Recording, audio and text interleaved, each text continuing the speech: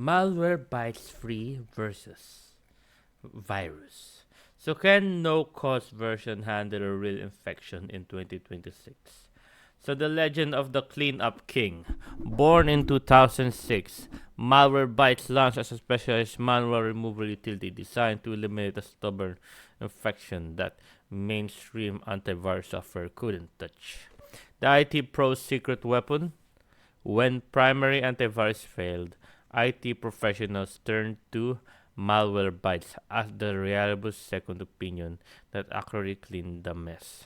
Trusted second layer scanner. Today, it remains a respected tool that catches what traditional suites miss, but its role has evolved alongside the threat it fights.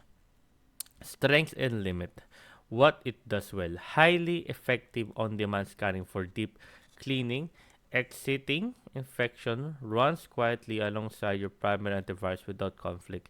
Excellent for periodic deep check and post incident cleanup. So the critical gap, zero real-time protection.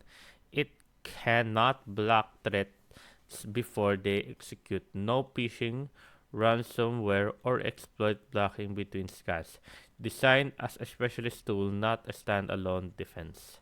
Why point-in-time scanning isn't enough? Ransom, where encryption files in seconds before any scan can respond.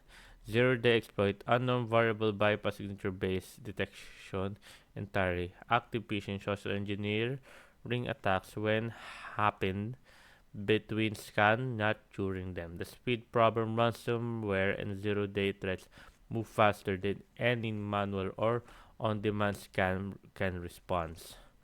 And here, remediation versus prevention. Use free for securing a compromised system, performing deep periodic scan, and getting a trusted second opinion when something feels off. Use premium for real-time blocking or ransom exploits and phishing. Active defense that stop threat before they execute.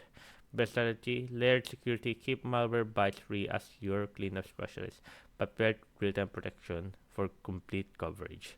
So there you guys, hope you guys enjoy. If you have no question, concerns, type down question below guys. Happy to answer as soon as possible, and thank you guys.